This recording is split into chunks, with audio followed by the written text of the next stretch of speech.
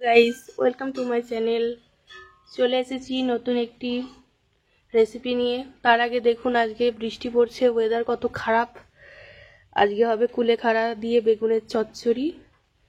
তার জন্য প্রথমে আমরা যাই কুলেখাড়া শাকটা তুলে নিয়ে আসি গাছ থেকে। চলুন। দেখুন এইখানে আমাদের কুলেখাড়া গাছ চাষ করা হয়েছে। বসিয়েছিল মা, তখন একটা ডাল ছিল। এখন দেখুন কতগুলো ডাল হয়েছে। এখান থেকে কচি কচি শাকগুলো তুলে নিচ্ছে। বর্ষাকাল বলে খুব সুন্দর হয়েছে শাকগুলো, দেখুন বন্ধুরা। এতগুলো শাক তুললো মা। এবার ভালো করে এটা ফ্রেশ করে ধুয়ে নিই রান্নার জন্য। বন্ধুরা, মা এটা যে কলের জল থেকে ভালো করে ধুয়ে নিয়ে এলো। কিছু কিছু সময় পাতায় অনেক সময় ধুলোবালি থাকে, শাকের তরকারি করলে সেগুলো ভালো লাগে না।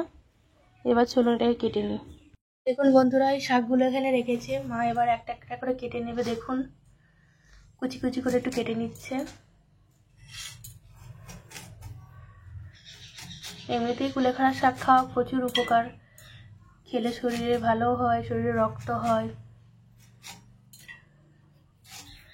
যে কোনো ঝোলেতে বলুন, জিওল মাছের সাথে দিয়ে খেতেও খুব ভালো লাগে, আর রান্নার টেস্টটাও ভালো আসে। দেখুন বন্ধুরা, এভাবে মা ছোটো ছোটো করে কেটে নিচ্ছে।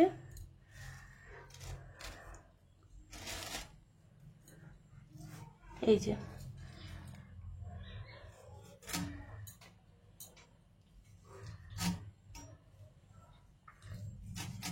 সেম প্রসেসেই কাটছে। দেখুন একটাই প্রবলেম, এগুলো তুলতে গেলে প্রচুর কাঁটা হয়ে যায়, কাঁটাগুলো হাতে ফুকে যায়। আর যখন একটু কচি থাকে তখন কাঁটাগুলো থাকে না। দেখুন বন্ধুরা, এখানে কেটে কেটে রাখছে।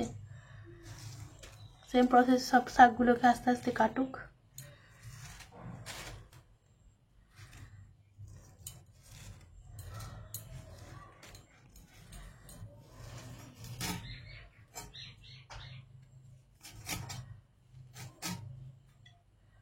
বন্ধুরা, আমাদের সব কুলেখাড়া শাকটা কেটে রাখা হলো। এবার এর সাথে আমরা আলু আর বেগুনটা কেটে নেব। আমরা আলু কেটে নিচ্ছি। প্রথমে আলুর খোসা ছাড়িয়ে নিচ্ছি।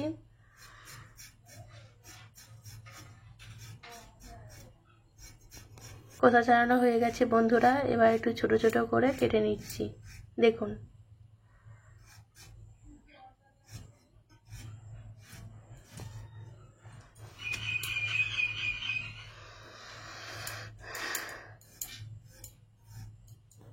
আমাদের আলু কাটা হয়ে গেছে।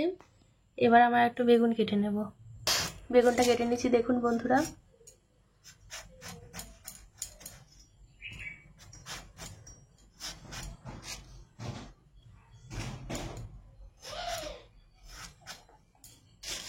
এই দেখুন বন্ধুরা, একটু ছোট ছোট সাইজ করে কেটে নিচ্ছি।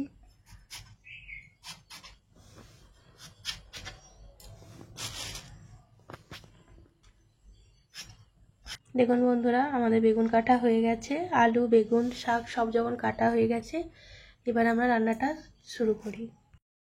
আমরা একটা কড়া নিয়ে নিয়েছি, গ্যাসের উপর বসালাম। এবার গ্যাসটা জ্বেলে দিচ্ছি। দেখুন কড়াটা গরম হয়ে গেলে তারপরে শাক রান্নাটা শুরু করছি। কড়াটা গরম হয়ে গেছে, এটা থেকে সরষের তেল দিলাম। এটা গরম হয়ে যাক বন্ধুরা। হয়ে গেছে, প্রথমে আমরা ফোড়ন দিয়ে নিচ্ছি তেলেতে।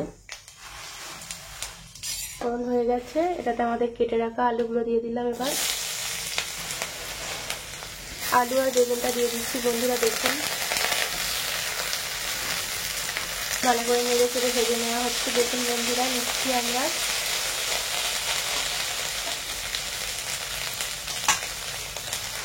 সুন্দর হালকা হালকা লাল লাল করে ভাজা হচ্ছে, দেখতেও খুব সুন্দর লাগছে। আর বেগুন আলু ভাজার একটা সুন্দর স্মেল বেরোচ্ছে। ভালো করে একটু ভাজা হোক। আলু বেগুন ভাজা ভাজা হয়ে এসছে। এদিকে আমাদের বেটে রাখা একটা মশলা ছিল, সেটা আমরা দেবো এবার এই বেগুন আর আলু ভাজার ভিতরে। ভালো করে নিয়ে নিচ্ছি। দেখুন ভালো অ্যাড করলাম বন্ধুরা, মশলাটা যাতে একটু ভালো করে কষা কষা হোক তার জন্য। ভালো করে উপর থেকে নিচে অব্দি নেড়ে দিচ্ছি। আর এবার এটাতে নুন, হলুদ, লঙ্কা দিয়ে দেবো। প্রথমে একটু পরিমাণ মতন হলুদ দিয়ে দিলাম বন্ধুরা। তারপরে অল্প করে একটু লঙ্কা গুঁড়ো, জিরে গুঁড়োটা একদম সামান্য, আর নুনটা একদম পরিমাণ মতো দিয়ে ভালো করে একটু এটা কষিয়ে নিতে হবে। দেখুন মানে মশলাটা যেমন কষিয়ে নেয় সেরকম নেড়ে চেড়ে নিচ্ছি। দেখুন একটু হয়ে আসি, সেটা ভালো করে হোক। দেখুন বন্ধুরা, এর মধ্যেই আমরা একটু জল অ্যাড করলাম একটু বেশি করে, যাতে একটু সিদ্ধ হয়ে যাক আলু বেগুনগুলো। ঝোলটা ফুটছে, আর একটু ভালো করে ফুটে যাক। ফুটে গিয়ে একটু গায়ে গায়ে আসলে তখনই এটা সিদ্ধ হবে। বন্ধুরা, আমাদের এটা আলু দিয়ে বেগুনের যে ঝোলটা, সেটা ভালো করে ফুটছে, সুন্দর স্মেল বেরিয়ে এসছে, আলুটা হয়ে এসছে। আর একটু ভালো করে হোক, একটু হয়ে গেছে বন্ধুরা আলুটা। দেখুন এবার এটাতে আমরা আমাদের কেটে রাখা কুলেখাড়া শাকটা দিচ্ছি। দেখুন দেখুন বন্ধুরা, দিয়ে দিচ্ছি এর ভিতর। ভালো করে উপর থেকে নিচে অব্দি এটা একটু নেড়ে চেড়ে নেব।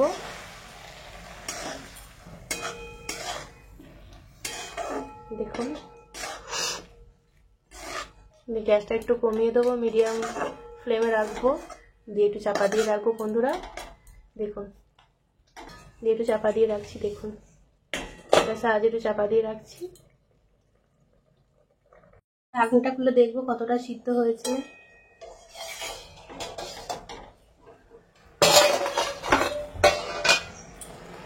দেখুন বন্ধুরা, আলুটা প্রায় হয়ে এসেছে, আর শাকটাও খুব সুন্দর সিদ্ধ হয়ে এসেছে। একটু চাপা দিয়ে রেখেছিলাম, তার জন্য তাড়াতাড়ি হয়ে গেছে।